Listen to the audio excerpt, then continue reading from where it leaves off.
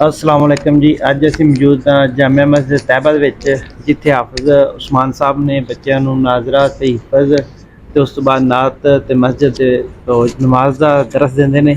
ते साडे नाल एक बच्चा छोटा मौजूद है, असीं हाशिम नाम है उहदा, ते उहदे कोल नाज़रा सुनने आ। अऊज़ु बिल्लाहि मिनश शैतानिर रजीम। बिस्मिल्लाहिर रहमानिर रहीम।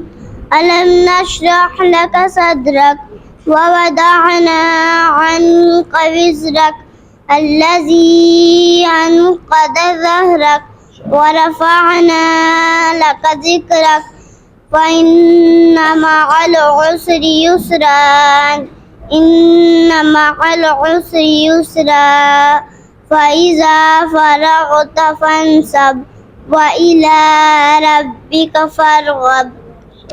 माशाल्लाह जी माशाल्लाह, बहुत ही प्यारी आवाज़ है ते माशाल्लाह बड़ी तरतीब दे नाल उन्होंने कुरान पाक सुनाया है जी। आप साहब तुसीं एंड ते गल करना चाहते हो ते कर लो जी। तुस बच्चे का नाज़रा समात किया जी। और तुहानू पता चला है कि बच्चे का वक्त ज़ाया नहीं हो रहा, बेशक। और बच्चे ने बड़े प्यारे अंदाज में तलफ़ुज़ दे नाल कुरान पाक की तलावत की, तुहानू नाज़रा सुनाया।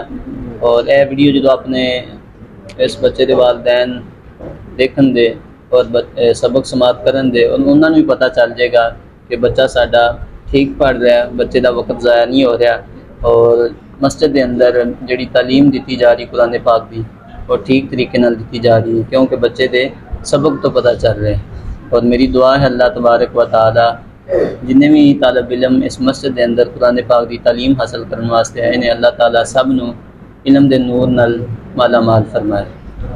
दूसरी बात यह है कि बच्चों में माशाल्लाह कॉन्फिडेंस है, उनको कैमरे के सामने आके भी इतनी कॉन्फिडेंस है, यानी कि आप लोग ऐसा भाई पहली दफ़ा तुसीं इंटरव्यू लिया, टेस्ट लिया है, पहली दफ़ा जो बच्चे तो टेस्ट लिया जाए बगैर दसन तो बच्चा जोड़ा हो जाता है वो पजल हो जाता है।